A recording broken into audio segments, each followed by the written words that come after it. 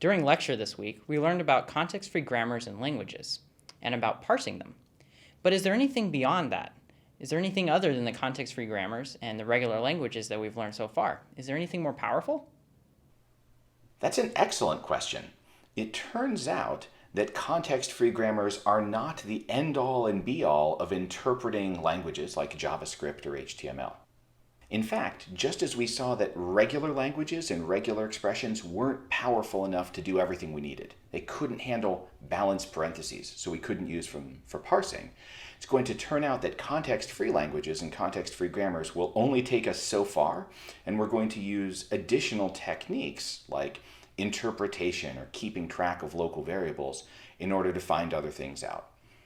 Here's a great example of what the free in context-free actually means. You might think, boy, is there a context-expensive grammar out there? What's the opposite of free? Turns out in this domain, the opposite of free is context-sensitive.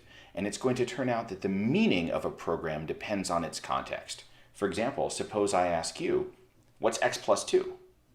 The meaning of that program depends a lot on the local value of x. So we're going to need something more than just parsing, more than context-free grammars, to reason about programs that include substrings like x plus 2. If right above it I've written x equals 4, then x equals 4, x plus 2 yields 6. But if right above it I've written x equals 0, then we'd get a different answer. That line above it is the context.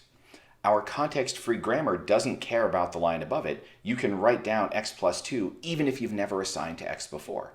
When we go to write our interpreter for JavaScript and our ability to render web pages by interpreting HTML, we're going to need to keep track of the context, the values of variables, what has gone before, our history.